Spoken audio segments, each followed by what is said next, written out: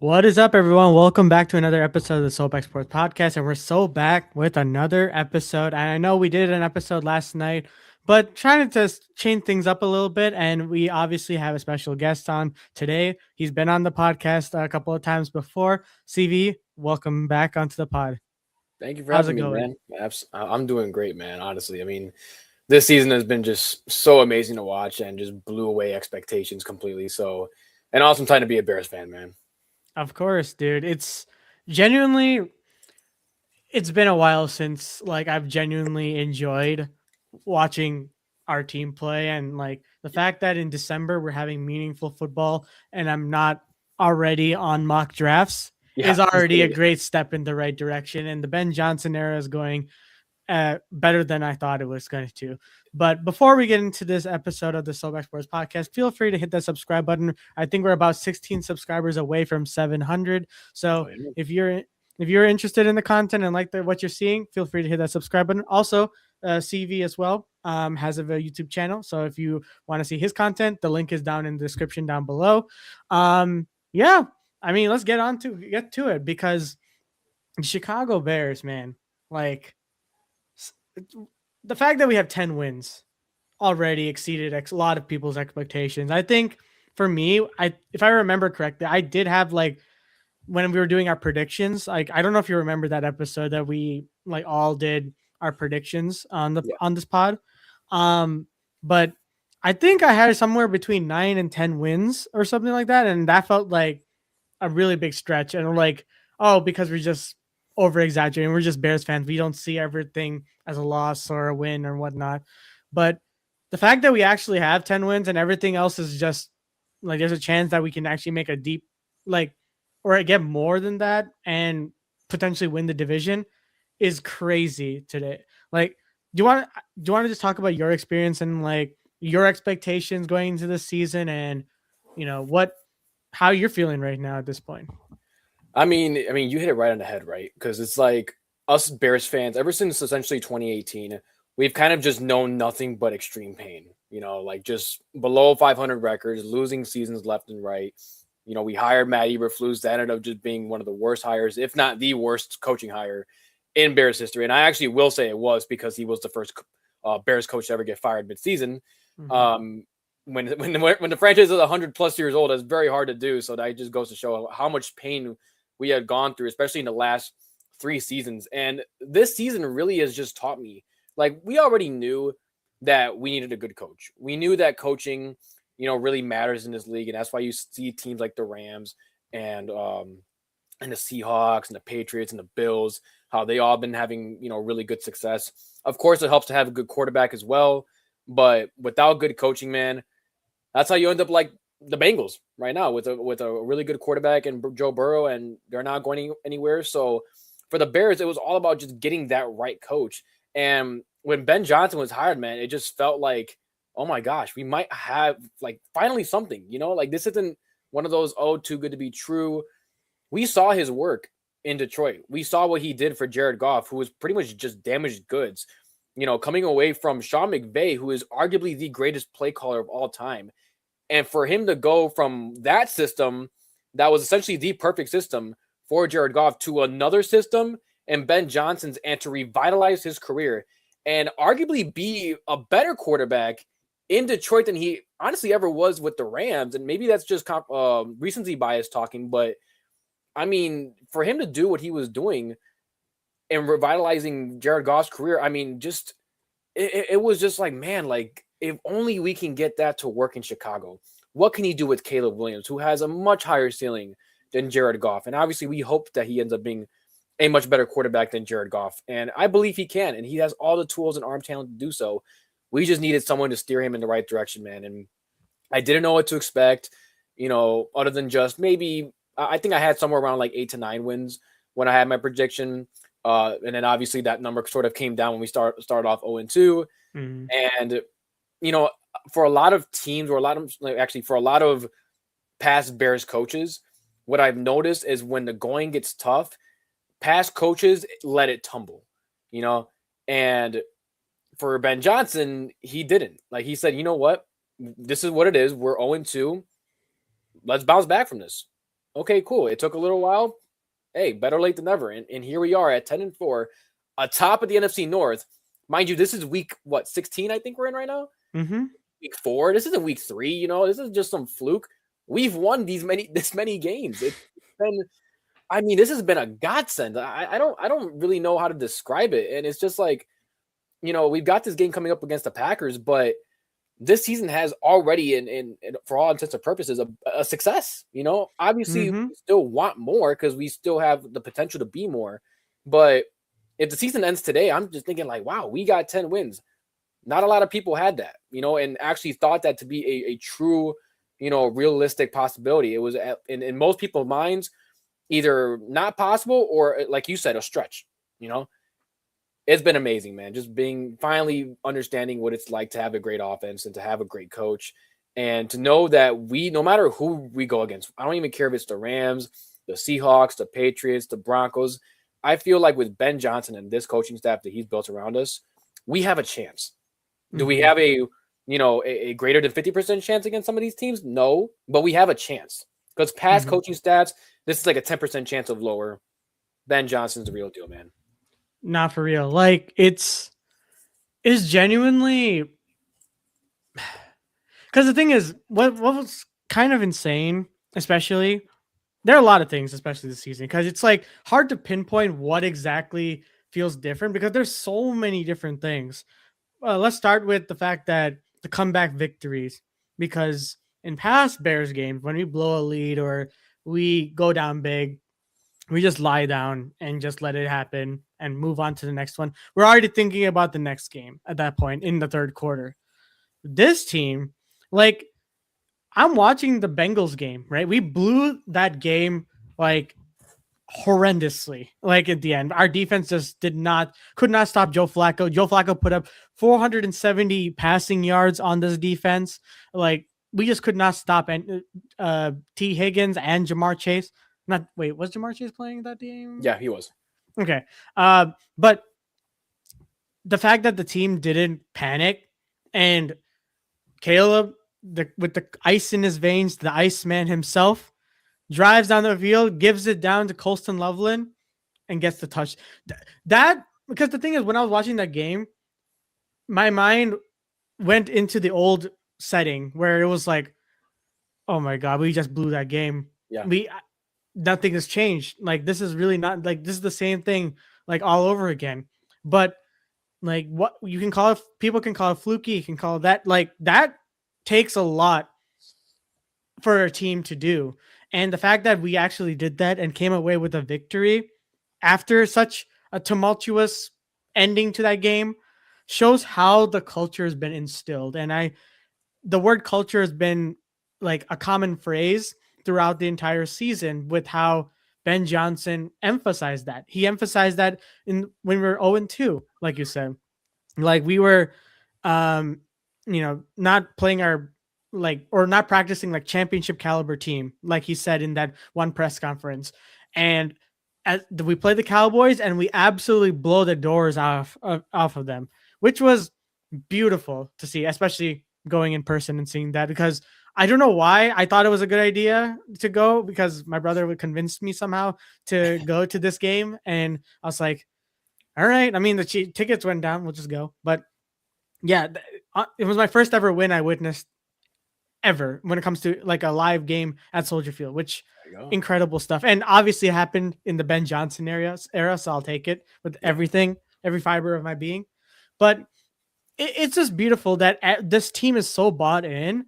And another thing that I've heard, and you can chime in as well, is how there are huge similarities to how the 2018 team like operated versus this team because obviously new head coach having immediate success and then potential division like winner potential. um you know, but this time it's kind of flipped in my book. I think it's different because we don't have a necessarily good defense, but we have a great offense, which is, in my opinion, a lot better. Because yes, defense definitely wins you championships, but we've heard so many years in a row, like the Bears are built on defense. The Bears, 85 Bears defense, that's the standard, that 2018 Bears standard. Like that's always been a thing. But Ben Johnson comes in, brings in Dennis Allen, brings in Al Harris, and revitalizes that defense and become more opportunistic. But so I wanted to ask you and your thoughts on, you know, the general culture shift for Ben Johnson and how that has revitalized not only this Bears team but like the Bears fan base as a whole, and how you know can we can start believing now in this team. Yeah, dude. I mean, it's funny you asked that question because literally, I wanted to. Sometimes I'll do this, and I've done this a few times throughout the Bears season, where I'll look back on old videos from YouTubers that I watch, from Bears, content creators, and I'll go back and watch the bad videos, whether it was reactions to last Thanksgiving's debacle versus the Oh Lions, that yeah. got Flus fired, and I scrolled down one video actually during the Nagy era, and the video was titled "The players are like," it was like players want Matt Nagy fired.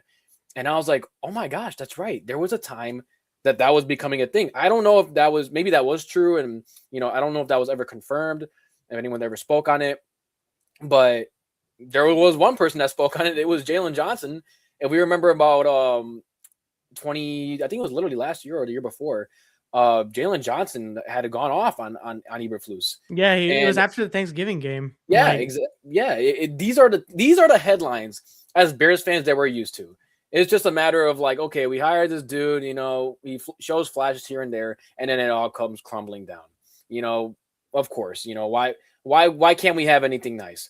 You come into this season, you start off 0-2, it starts to feel like the same old Bears, and then everything just shifts. And like you said, I love that you brought up the fact that Ben Johnson was like, you know what? Yeah, we're not our practice habits have yet to reflect a championship level team. And he was right because you know what? A lot of those same players were on Eberflus's roster last year. So of course, all that bad energy is still going to be in them only 2 games into the season. And he had to go in there and not only just, establish his own culture, he also had to weed out the sort of like the stink of last year's culture of just that entire, Eberflus staff culture and rebuild it from the ground up in one season. Mhm. And it didn't even take that long. It's just like, they always say like, your true colors are shown in the lowest moments, right? If you're winning, if we would have started off 0-2, or if we would have started off 2-0, or like, I don't know, 7-0, whatever, it's like, okay, cool. You're, of course, everything's going to be all sunshine and rainbows while you're winning. But 0-2, the players got to see how is Ben Johnson, after all that hype, after bringing attention to the offensive line, the defensive line, you're drafting Colston Loveland, Luther Burden, all these guys. They're supposed to be this hyped up, greatest generational play caller. Now you get matched up with your generational quarterback. How will you respond after starting off 0-2, after all that hype just seems to come crashing down? He responds by saying, we are going to get this right back on track. And once they saw that, I feel like that's when really the culture shifted, because it isn't when you start winning 4 or 5 games in a row. It's sitting there in the darkest moments in a losing setting and looking to your leader and saying, you know what, we're going to be okay. It's going to be fine. We're going to crawl our way out of this. It's not going to be easy. It might take a while. We're going to hit a few bumps on the road. We're going to get there. And that's exactly what he did. And even for me too, I'm still in this mode. And even to this day, I'm still trying to rid myself of this old habit of mine where if the Bears are losing or if things start to go awry in the game, I start like saying like, oh, we lost. Like, damn it, the Bears, there we go. And it's so hard for me to like, for me to be like, you know what, like, this is a different team. This is not the same team I've grown up watching my entire life where I'm just like, yeah, we lose this game. No, this is Ben Johnson, man. And yeah, we're not going to win every single game. Like we lost against the Packers the last time. But guess what? We won against the Eagles. We came back against the Bengals. We've won tight games against the Vikings. Like we've had all these type of games We beat that the Steelers. we beat the Steelers. Yeah. We have a lot of these, close games that, like you mentioned earlier, these would not be won with previous coaching staffs, and specifically in regards to Nagy and Flus. Now you bring in Ben Johnson, and it's a whole different story, man. So it's such a breath of fresh air, man, because you know that this is just year one of Ben Johnson. This is year Yeah. two of Caleb Williams. This is year one of the install for everybody, for literally not even just the offense, the defense with Dennis Allen, the coaching staff, the first draft class. I mean, think about, next year's free agency class and next year's draft class. I mean, the future just looks so bright, and it's all Mm-hmm. thanks to Ben Johnson. And I've also been very critical on Ryan Poles, but he's the guy that hired Ben Johnson, so I have to give him his flowers when the credit is due. So shout out to Ryan Poles for not only hiring him, but I imagine too he also decided to listen to Ben Johnson when he likely told him like, hey, you're gonna have to do something about this offensive line, because there are a lot of GMs out there that kind of get like, how can I say, like they get cocky, they get in their own heads where they're just like, you know what, I'm the GM, I know what I'm doing. You don't gotta tell me what to do. I know what I'm doing, and they kind of just push away other people's opinions. It seems like Ryan Poles, just the way he's been moving differently this season, it feels like he's kind of become open-minded to what Ben and Dennis Allen have to say, and it's been working. So shout out to pretty much the entire staff, including Poles, and obviously big shout out to Ben Johnson, the man. Oh yeah, exactly. I mean, it's such a breath of fresh air, and it's just really nice to see that. Just just the good vibes as well. Like you see the locker room, like the fact that we look forward to after every win, we look forward and just refreshing our page to see when the good, better, best will come through. Yep. Um, but yeah, like I think all in all, this culture has been so great. Let's talk about Caleb real quick because I mean we kind of briefly touched upon it. Like Caleb, has an up and down season in a sense, but it's mostly been really good. He is now garnering a lot of media attention when it comes to his abilities and his being able to play under pressure, limiting the amount of sacks he's done. In terms of the intangibles, he's improved a lot from what he was last season. Um, before we get into the rest of the question, do you think he'll hit 4K by the end of the season? I don't think. Sorry, I just fixed my fan. I You're good. don't think he will. And honestly, and I don't know if you saw this video about Kyle Brandt. It doesn't matter. It doesn't matter. Like we're winning. Like part of the reason why Caleb isn't having to pass for 4,000 yards is because we're not playing from behind that often. You know, Yeah. and on top of that, the run game is being, it's absolutely great. And I know other fan bases are like, oh well, Caleb's getting carried by his run team. You can say the same thing about Josh Allen. They have the best rushing team in football. James Cook is actually not that far behind. I think he's literally 30 yards behind Jonathan Taylor in terms of rushing yards. Yeah. And he scores all those touchdowns. So we can't have it both ways. It helps any quarterback to have a good run game. That's the whole game plan is you want to establish the run. Yeah, it helps Jordan Love. That's why they went ahead and signed a Josh Jacobs to set up Jordan Love and for the games that Josh Jacob isn't there, which I don't think he's actually missed a game for them, but if he's not, it would be like it would suck for Jordan Love without a run game, Mm-hmm. and actually no, he did miss a game, but it was Emmanuel Wilson who didn't rush for like 100 yards and 2 It was touchdowns. against the Vikings, I'm pretty sure. Yeah, it was. Yeah, it was just like, okay, damn, like shout out to Matt LaFleur for being a schematical genius, which he is. But for Caleb having to pass for 4,000 yards, like, yeah, I would have gone to the season like, yeah, you probably should because you've got Ben Johnson, you've got all these weapons. Like, how the hell would you not? And we don't really understand that until we're actually in the situation where it's just like, okay, we don't really need to. I'd rather have the wins. Look at the Browns, right? Myles Garrett is about to break a record that might not get touched again for another 20, 30 years. They got 3 wins on the season. Who cares? Yeah. Like, who cares? Seriously. Like, we put up, he had 2 more sacks against us, or a sack and a half or whatever it was. We put up 31 points on them? Yeah. Like what does that have to do with anything? Like, cool, we can have all these pretty stats or whatever, but if we're not winning, at the end of the day, we'll just be the same old Bears. So I'll take having the kind of season that we're having right now and not having 4,000 yards than to have 4,000 yards and still be 4-10 or a an 8-9 win team, whatever, So it's just, I don't really care too much about that. I just care that Caleb is improving, that he's understanding Ben's system more, that the players are starting to understand the system more, and that they're, like we talked about, culture.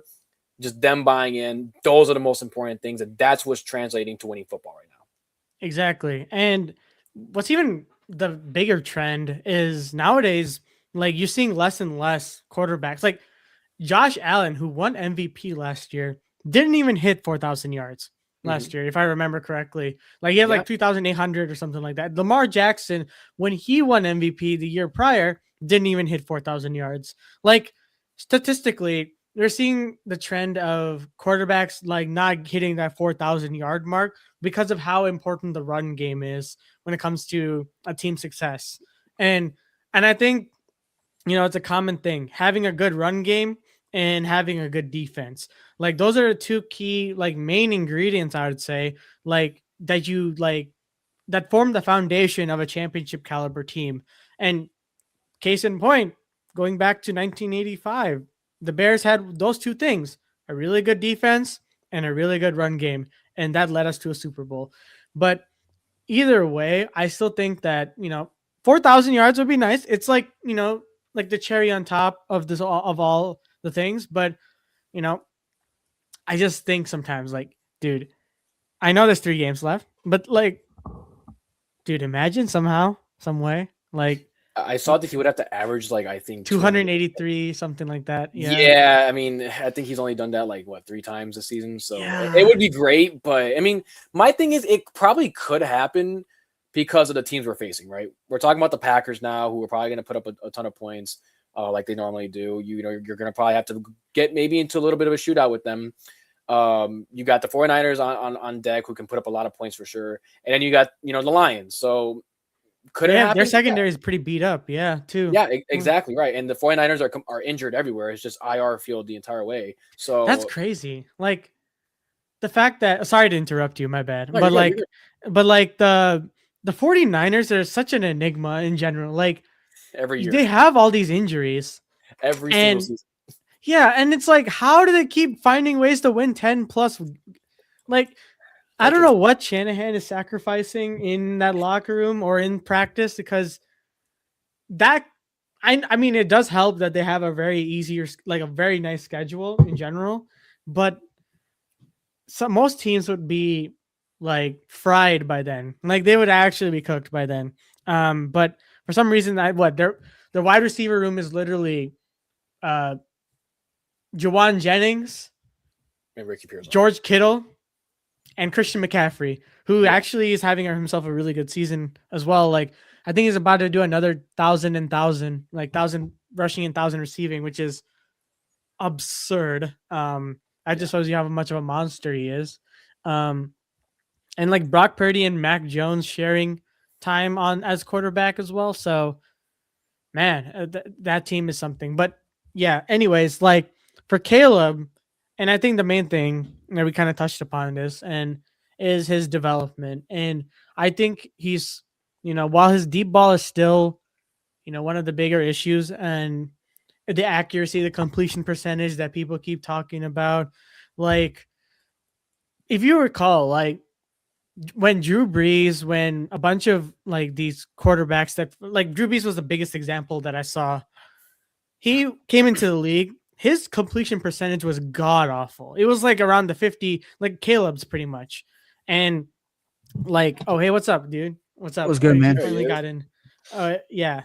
Um, I was just talking about Caleb Williams and his completion percentage at the moment, but Drew Brees came into the league with the Chargers, and he wasn't necessarily lighting it up. He was, doing enough, and he was barely completing majority of his passes. And then after a couple of years, he started to get that rhythm again, and he's now what he is now as a Hall of Fame quarterback. Uh, I think he didn't win MVP, right? No, did or No, yeah.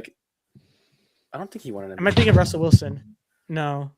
No, I don't think he didn't win an MVP because I know NFC South fans like to talk about Newton won Yeah. an MVP, Matt Ryan won an MVP, and no, wasn't didn't Drew Brees? I don't know anymore. Honestly, I'd be forgetting. Honestly, why am I blanking on that? I feel like I He should didn't know win.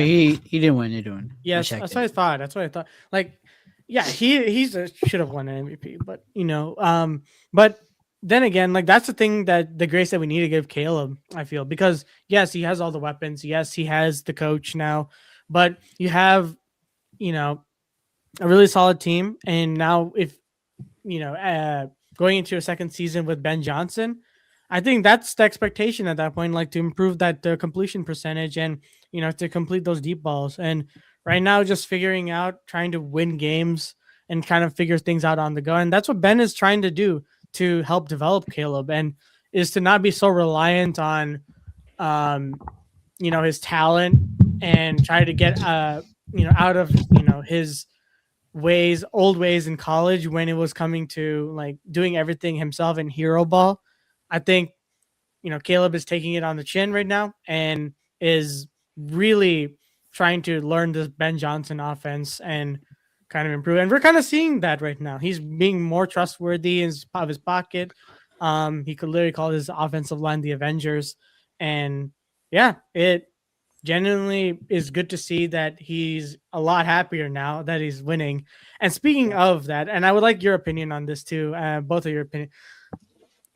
Three players on this team that have been here for the longest, I feel, and that is Jalen Johnson, Cole Kmet, and I guess now DJ Moore. Which, you know, he hasn't been here as long as Jalen and Cole Kmet, but them having a really good season like this, are finally having this kind of a season after so much losing and all that.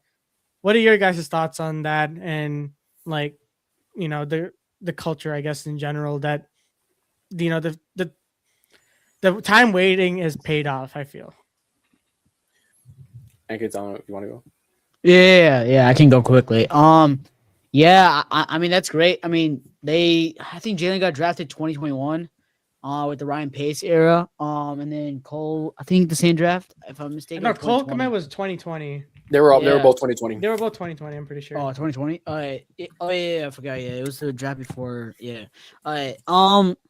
It's good. Like I feel like Cole Kmet's been on a lot of like losing teams, him and Jalen. And it's like it's always good when you're, they're. I feel like they're very talented players, and it's like when you have that really good talent, you're finally like putting it into you're playing meaningful games, and like it's been so long since the Bears have played like meaningful games. So, um, I guess it's like it's paid off for them. They're talented players. They're very team. They're very they fight for the team. Like Cole Kmet, like he doesn't get the ball that much, but he will block really well. He makes winning plays.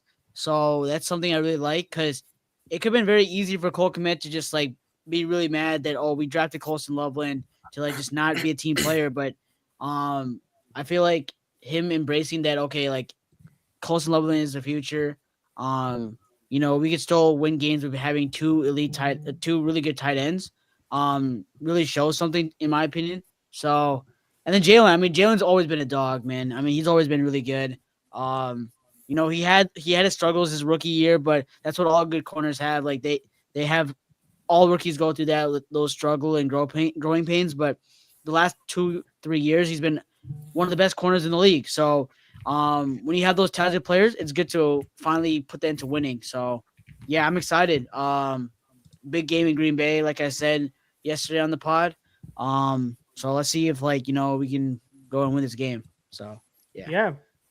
Yeah, I agree, man. I mean, I would even say even more than DJ, the guys from the 2022 draft, Kyler Gordon and Jaquan Brisker, mind you, they were there when we went 3-14, having the worst record in football. So, it was so funny because at some point during that season, us Bears fans, I feel like a lot of us wanted us to lose because at some point we realized there was a chance for us to get the first overall pick. Especially especially after that Texans game, we're just like, okay, we can really get this number one overall pick, trade it for a haul. It'd be great. The players don't feel that. NFL players, call it what it is, GMs or whatever, Ryan Poles, obviously he knew what he was doing, trading away Khalil Mack and Robert Quinn and Roquan Smith. Yep. All those guys, he knows those aren't, for this season, he's not thinking, oh, I'm trading away these players so this team can get better right now. Like, no, obviously not. But the players are still going to fight as if they can. They're like, okay, you know what? We don't have these players. We're still going to go and win. And they work their ass off every day all week throughout the season just for them to lose 14 games. It does something to a man. And then you get that first overall pick. You go ahead and, you build around Justin Fields at the time. You come into 2023 with some new light. Okay, cool. Let's see what we can do. 7-10. Okay, it's an improvement, but you still lost 10 games, double digit. Start off 0-4 as well. Yeah, you start off 0-4, and it was a pretty decent second half, all things considered, but that momentum did not carry on to the next year as we drafted Caleb Williams and Flus went down the drain. And it's just like for a guy like DJ Moore, for guys like you said, Cole Kmet, Jalen Johnson, Kyler Gordon, Jaquan Brisker, all these guys that have been here so long, multiple seasons of just losing seasons, it does something to them, man. Remember, these guys are human. They have emotion. They're men. They have brains. They don't feel good about losing. And I know you guys saw the stat from DJ Moore having his first 10-win season since high school. Since high school, bro. Oh my god, that's insane. I'm like, not even college. Like, you can go to a decent college. Like, he was a first round draft pick. Usually, I mean, he went to Maryland, so not really much. No, exactly. That's my point, though. Like, usually first round picks come from decent schools, like from Alabama, from a Georgia, from LSU, Ohio State, Michigan. Like the big name schools, and he comes out pick number 26, something like that, 23, something like that, around that. First round draft pick coming from Maryland, going to the Panthers. I think he's only been to the playoff once when they went 7-9. So he kind of lucked out on being, for an easier NFC that year. But he was literally this close to never have experienced the playoffs, and he could have one this year. It's not set in stone just yet, but it's looking pretty, a pretty high chance that we will. You look at Cole Kmet, who's been a Bears fan his entire life. He understands Bears pain more than pretty much anybody on that team. Watching his team grow up, watching, he wasn't alive during the Super Bowl, during the Bears 85 Bears Super Bowl. So he had to watch the Bears, 2007 Super Bowl. Yep. He had to watch the Bears lose to Peyton Manning. He had to watch us lose to Aaron Rodgers in the NFC Championship, and then watch his most hated team win the Super Bowl against the Steelers. And then, yeah, you have to watch that the entire time. Come onto the team, go through the worst season, one of the worst seasons in Bears history. I mean, for everyone, even just for us fans, you talk about us being, a breath of fresh air. For the players, man, this is amazing for them. I feel so happy for them because it's like now their hard work is finally paying off, all because we have a guy up top that can finally reward their hard work. And he says, you know what? If you guys can just do the work, I will get you to where we need us to be. And that's what Ben Johnson is doing, man. So I'm so happy for the Bears players, man, because they deserve every bit of the success that they've had right now. 100%. Like, it's just awesome. Like, all around. I just think the vibes are so high right now in Chicago. And what's funny is that the Bears are right now the best team at the moment when it comes to, in Chicago, I guess this year. I mean, you can say make an argument for the Cubs as well because they made the playoffs and won a playoff series. Let's talk about this Packers-Bears game. Let's get right into it because, we've all saw it. We all witnessed it. The Bears lost the first round of this Bears-Packers game. And that's the crazy part, too. Like, this rivalry is so good that we don't really care about the other two because, like, oh, this is round 2 of the Lions this year, or oh, this is round 2 of the Vikings this year, which, yeah, we did make like a big deal, but this is a big deal. Like, beating the Packers and beating the Lions are two kind of different feelings, like, in general. One is like, yeah, it's good. It's good that we beat them. But the other one's like, we have bragging rights till the next time we actually play them, or, just to thrash the narrative. We lost in Lambeau. Caleb threw the game-losing interception. And yeah, it was rough for that time. But personally, and I'll let you guys talk about this, your experiences as well. Like, the pain really lasted a solid 1 day, like less than a day, honestly. Like, the game finished, it sucked for the rest of the day. Woke up the next day and I was like, you know what, we're playing them in 2 weeks, so like it could be a lot worse. Like, and to be fair, we almost won that game, so you know what, it's fine, it's whatever. Take me through your emotions after the game, and your thought process of going into this next game against the Packers. You want to go? Yeah, I mean, me and you, we both like streamed the game, so like we both watched it. Yeah, I mean, like I said in my video, I thought it was a heartbreaker, man. Like I don't know why people are saying it's not a heartbreaker. Like it's a heartbreaker, man. You had a chance to win the game. Um, Caleb underthrows the ball, and it gets intercepted by Keyshawn Nixon, who makes a good play. Um, yeah, it lasted a week and then we beat the Browns. So then now I got hope again that we can win. But I actually kind of disagree with you on the bragging rights. Like I don't think we get bragging rights until we consistently beat them because the Packers have like owned us. Like they've like we win one game. Like I don't think like like we can like brag like we're better than them. Like we gotta we gotta consistently beat them to like in my opinion make it a rivalry because right now it's so one sided. Since Brett Favre and Aaron Rodgers have taken over and now Jordan Love. And since Matt LaFleur has been the coach, it's 11-1 or I think 12-1 now. Yeah, it's 12-1. So it's like and he's never lost in Soldier Field. So, um, it's tough, but obviously, like I agree with you. Like we were close, we were so close. Um, and honestly, I'm not mad about that play call. I would run that same play again. So, I think if Caleb had another chance, he would make that throw. So, nothing like that from that game. Do I think that like Caleb's not the guy or anything? Like I think he's a franchise quarterback. He's the guy. Um, and look, he's saved us so many times this year. In 5 game winning drives. So I have no problem with him having the ball when the game is on the line. I have no problem with him. Um, but yeah, I'm excited about this game because look, like we're not gonna have um Luther Burden and we're not gonna have Rome Odunze. That's just the fact. We're not gonna have both of them. Um, and we're gonna have it's gonna be it's gonna be a DJ Moore game. It's gonna be a Colson Loveland game, commit game, and then the run game. We're gonna have to run the shit out of the ball, man. Sorry for the language, but we have to actually run the ball on them because they don't have Wyatt, they don't have Parsons, their D line. I don't think they're gonna have an Mbare who made that stop on 3rd and inches in Lambeau. So they're not gonna have their players on the D line. So we had to take advantage of that. And honestly, it's gonna have to be like a Philly game where our running backs are gonna have to carry the game and Caleb's gonna have to game manage the situation. I feel like that's gonna be the game rather than Caleb like airing it out like 30 times or 40 times. Like I think it's gonna be that type of game. But yeah, again, I think there's a lot of positives, like you said, to take away from the game. But I'm excited, man. I want to see how this team can bounce back from a heartbreaker.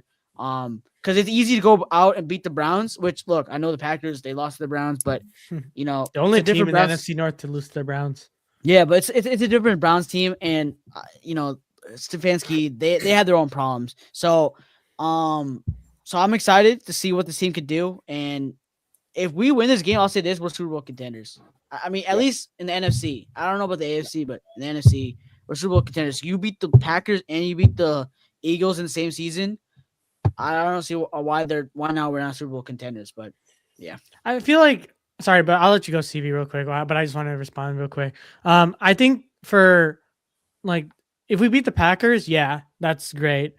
I think if we split with every single one in our division, like even beat the Detroit Lions at the end of the season, I think that will like confirm for me that we're actually Super Bowl contender because getting the get back as well after getting blown out the first time shows how seriously different and drastically different this team was the first week. It was like the second week to the last week facing the Lions. And I know it doesn't mean much at the end of the day, but it's still a division game.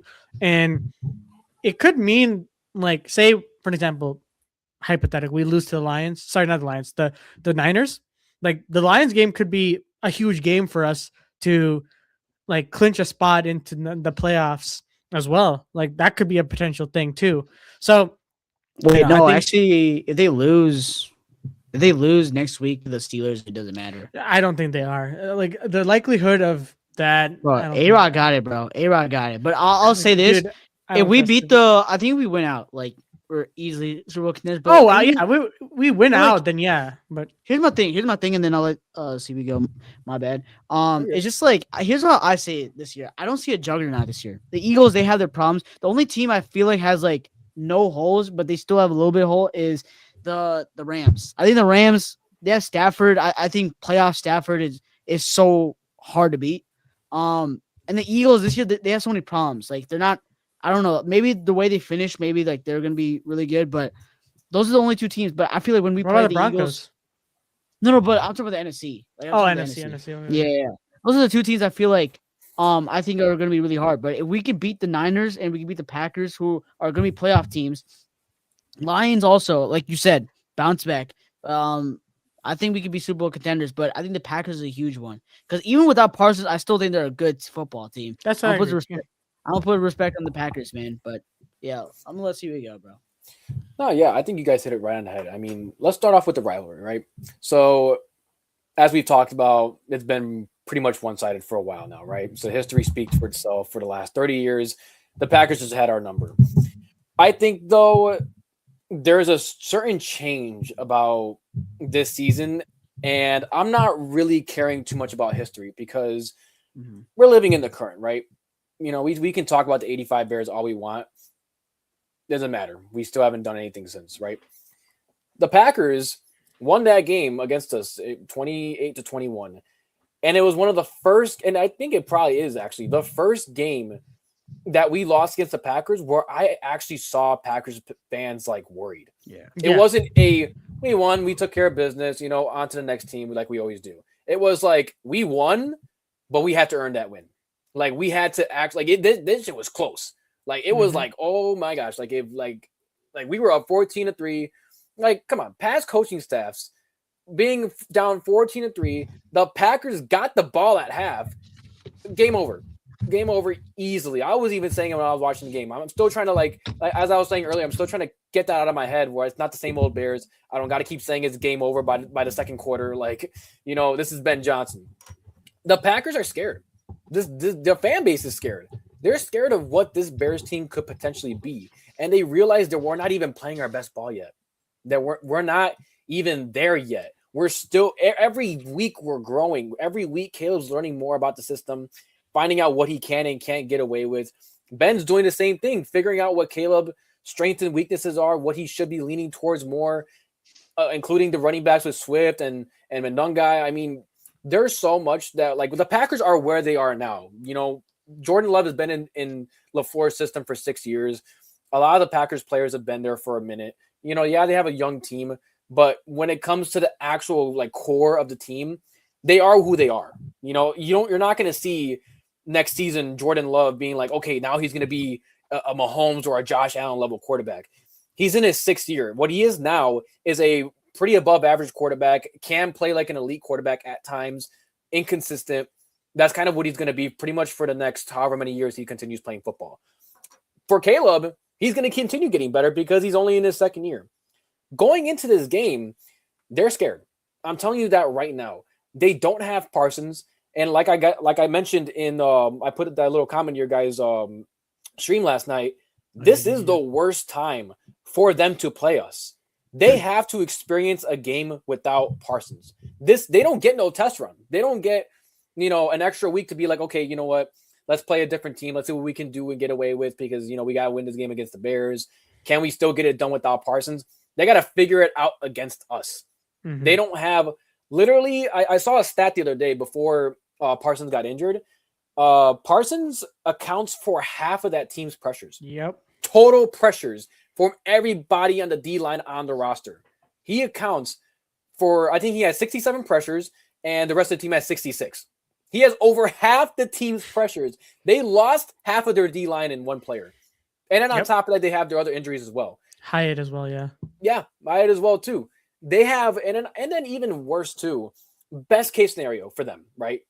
Josh Jacobs plays, Christian Washington plays, Zach Tom plays, maybe Evan Williams finds a way. I don't know if he was ruled out already or if, I don't know if he was ruled out yet. I I think it's questionable. Either way, let's say best case scenario they play. They're not on 100% health. You know, if Christian Watson isn't careful and he runs into Jaquan Brisker in the middle of a crossing route, he's done. He's out of the game. If he runs into Tyreek Stevenson in the middle of the field, he's done. One of the linebackers, he's done. Zach Tom, if somebody steps on his ankle the wrong way, get him out of there. You know, a lot of these players, are not going to be playing at 100% health, and they're going to have to do it against us. Now, are we 100% health? No. Obviously, we don't have Roma Dunze. We don't have Luther Burden in there. But I was talking about this with my coworker the other day, and I went to go back and look at some footage of the Bears season so far, and how we lead the league in big time plays of like 20 plus yards. Regarding the pass catches, if you guys noticed, we don't rely on our receivers to make 50-50 contested catches, these like sideline throws where we're having to make these toe tap drag catches and stuff like that. A lot of these throws that Caleb made are to guys that are either wide open or just wide open enough to where they don't have to make a crazy contested catch. And that's due to Ben's scheming. So I'm not worried at all about Rome or Burden being out.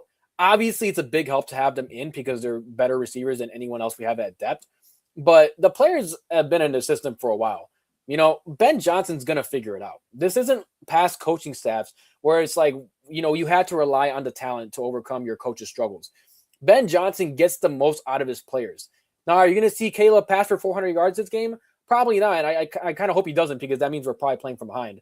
But for Ben Johnson, man, I'm very positive he can scheme up Zacchaeus wide open, or Devin Duvernay, or hopefully a Jade Walker sighting too. That'd be great. Jade Walker would be sick. I need that celebration in the end Mm-hmm. zone, like I need air in my lungs, man. That shuffle that he does, man, is amazing. But either way, I say all that to say that I'm not worried about any of the injuries.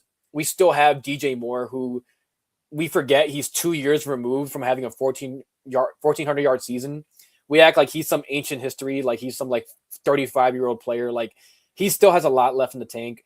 And I'm not really too concerned about his atrocious performance the last time he played the Packers. I really do feel like that was just Ben Johnson not scheming DJ Moore correctly. And hey, Ben Johnson's not perfect. We shouldn't expect him to be. He's going to have his flaws too and have his off games. That's fine. He sees that and he's like, you know what? We're going to fix that. You look at Colston Loveland. He's been amazing for us. We still have him. Cole Kmet's a very reliable option as well. You have Zacchaeus, who's been reliable for other teams as well, including like the Eagles and the Commanders. We have DeAndre Swift in the backfield. Even Monongai catches the ball sometimes. We have more than enough weapons to make it work. I don't think we lose this game and we sit there and say, wow, if only we had Luther Burden, if only we had Roma Dunze, we would have won that game. We would have crushed the Packers. If we lose, we lost regardless. I don't want there to be any excuse with that. We lost regardless.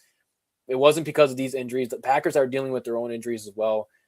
And in some ways, it almost actually kind of benefits us because, going into this game, I don't know how you guys feel about this. I'd rather face the Packers at full health. I don't want there to be any excuse, with how they win and stuff. I kind of, shout out to Michael Parsons, prayers to him and hope he gets well soon. But I wish he was on the field as well, because I want to beat that team at full health. I don't want there to be any excuses.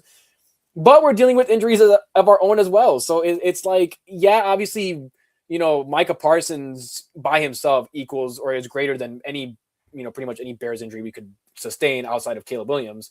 But I mean, we have injuries of our own well. So you can't sit here and be like, oh, well, they have it all perfect and we're just, down with all the injuries. Like, no, we beat you. It's going to be the same thing as when they beat us. We get to make fun of them. We get to have, sort of that bragging right for that one game or whatever. And, hopefully for the future, we make it a rivalry. But for the Bears and Packers, man, they're both going to be fighting. Packers are fighting for their lives here, without Parsons. The Bears have the upper hand, and we control our own destiny. We just got to win. We got to win this game. You go ahead, and I'm very confident we beat the 49ers because I really think that they're overachieving for what they have, and they've benefited off a pretty easy schedule. You win these two games, you win the North. That's just the math of it. You win these two games, you win the North. Mm-hmm. And I think Ben's going to get it done. He's not going to allow himself to lose twice to Matt LaFleur just after talking crap about him in the press conference. Just not going to happen.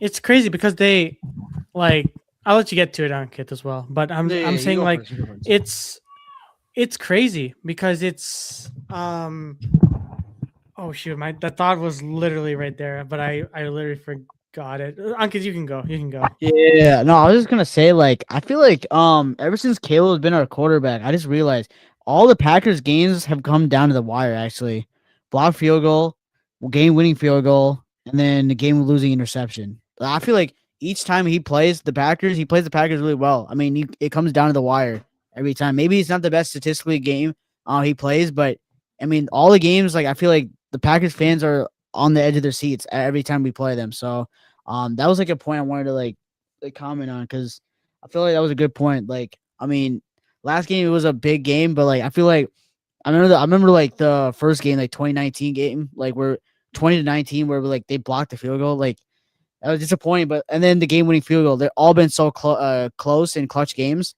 So yeah, I'm just confident, man. I feel like we can win this game. Like I feel like we can win this game, but just running the ball. Like I just feel like I don't even know. And here's my thing. The only thing I critique Ben for that last play is maybe you run the ball again. Like maybe you run the ball again, like, and you take your chance with the offensive line because that's the only thing though. But I'm fine with the play call though. Like I'm not trying to critique Ben Johnson on that. Like I hope you guys know that. I'm not. But maybe the run game was working. Maybe you do it. But hey, look, Ben knows more than me, so it is what it is. But yeah, I mean, like you said, bro, like we lose, you know? Like it's no excuses. Like they're dealing with injuries, we're dealing with injuries. So, at the end of the day, look, I think the Packers are a good team. I'm not gonna chalk trash. I think Matt LaFleur is a hell of a coach. I think I like Jordan Love, like he's not a jerk like Aaron Rodgers. Like he's a respectable guy. Like he's a good player, good human being. So if they win, they win, man. But you know, we just can't get swept, like you said. Like we can't get swept because Ben Johnson did say, "I enjoyed beating Matt LaFleur twice a year." So please win this game, Ben. That's all I gotta say, bro. Yeah, I I'll really mention hope. one thing too, real quick about the Packers defense because I kind of thought about it yesterday. Um, the one thing I will say that kind of worries me about that Packers defense because a lot of people expect a regression, and yeah, they are going to regress. You know, that's just kind of the nature of losing a guy like Micah Parsons. My thing is though, this team stopped and destroyed the Lions week 1 when Micah Parsons was only on the field on third and fourth downs. Remember, But could that when be he was could that be just week one though? Because like it was a new play caller. right, but Like my thing is like last season they were pretty bad at pass rush. Like I remember the first time we faced them last year. I think Caleb was only sacked. He was only sacked twice. He was only sacked twice, and it was literally on the last drive, back-to-back plays. They had not sacked us all year in a year that we had like historically bad offensive line, where Sean Gary was not getting home. The rest of their offensive line, Lucas Van Ness, forget about him. He wasn't doing a damn thing. And they go ahead this year, and from even when Parsons wasn't on the field, and yes, obviously week 1 can be a little weird sometimes, but I give credit where credit is due. You know, like I see what I see, and some things can remain true. My point is yes, expect a regression, but we can't expect there to just be like, okay, now Caleb Williams is going to sit in the pocket for like 10 seconds and it's going to look like times last year when Jalen Hurts would be like just literally just standing in the pocket for like 10 seconds finding a receiver. Like it's not going to be that. Jeff Hafley's way too good of a defensive coordinator to allow that. And even without Parsons, he's going to generate some pressure. He's going to find some way around it. And regardless, even just the emotion factor, it's the Bears versus the Packers.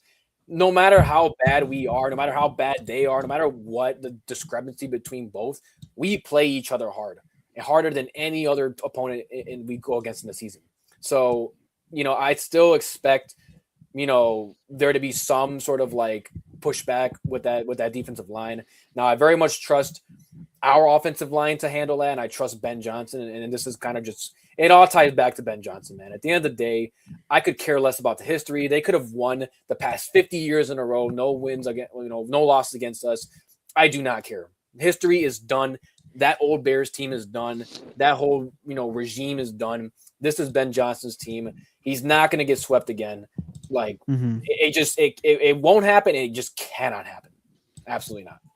yeah, and I think about the Micah Parsons effect is like the reason why like they were just such a dominant defense because like the corners, like I don't think they have world beater corners. They do have a really good safety, McKinney, and I think Nate Hobbs is all right.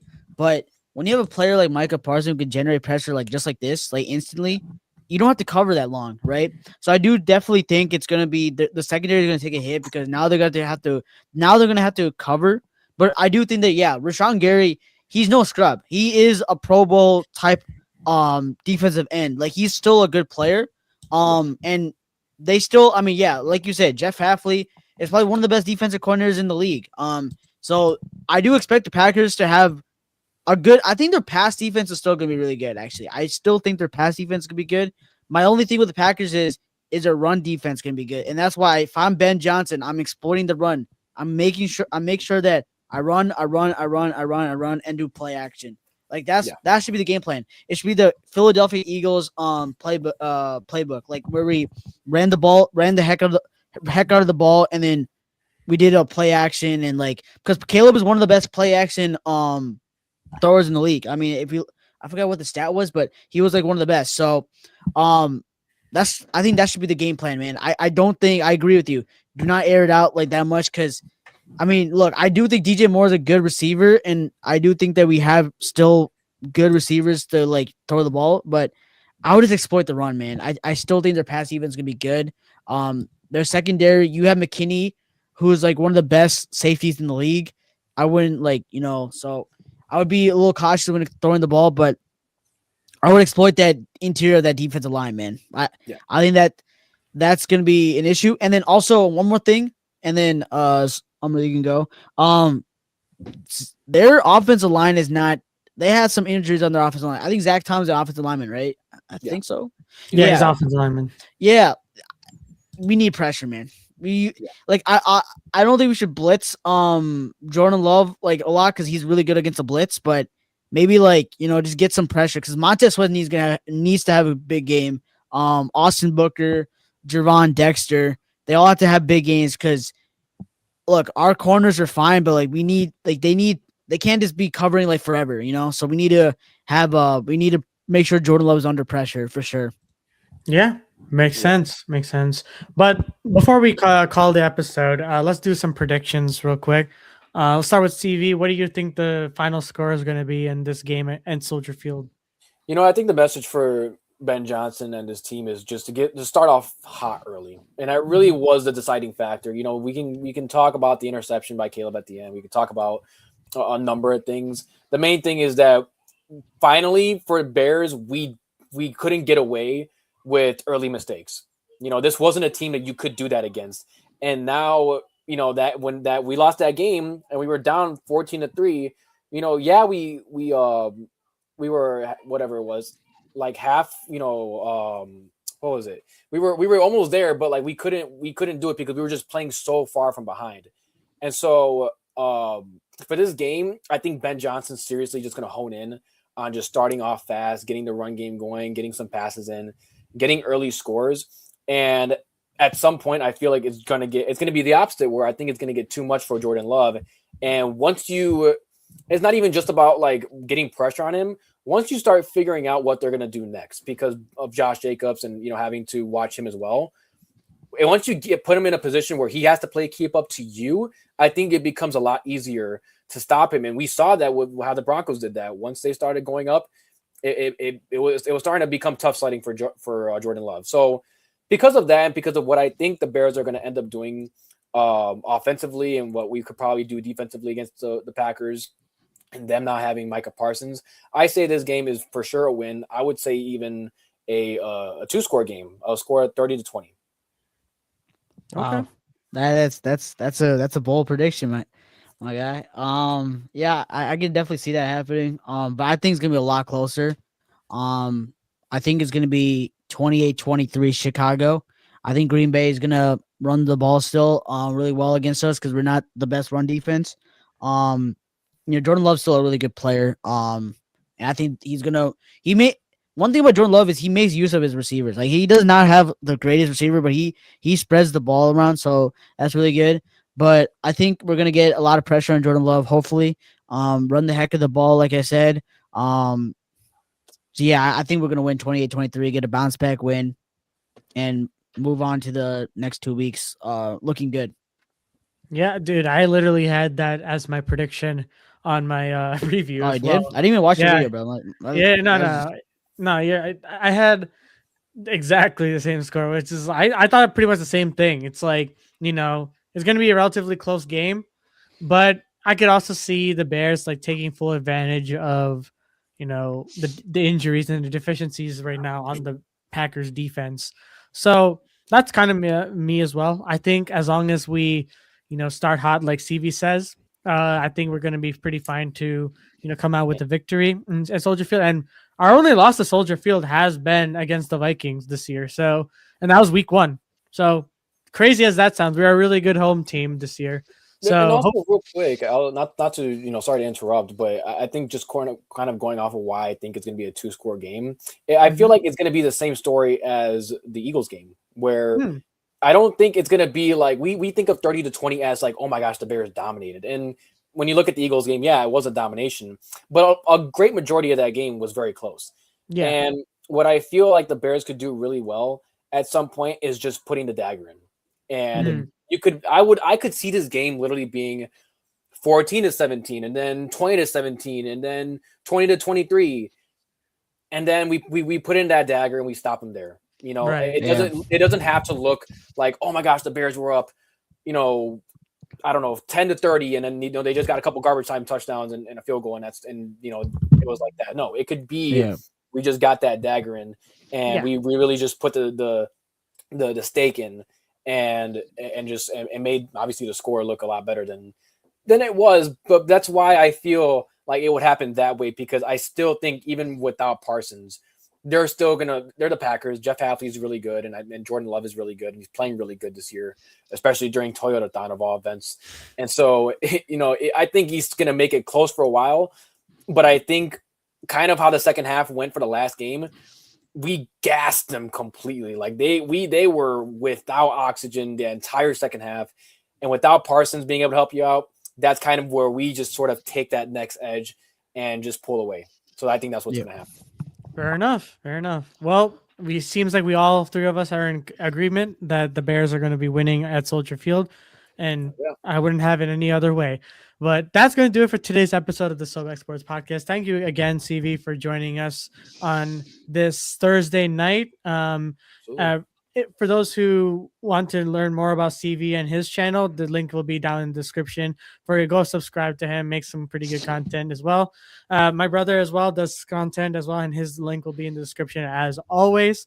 And any final remarks, gentlemen, before we hop off? Good, better, best. Never let it rest until your good gets better and your better gets best. Yes, sir. Man. And Ben, we believe. Yes, sir. All right, that's going to do it. Thank you guys again so much for watching. And as always, we'll see you guys in the next one. Yep.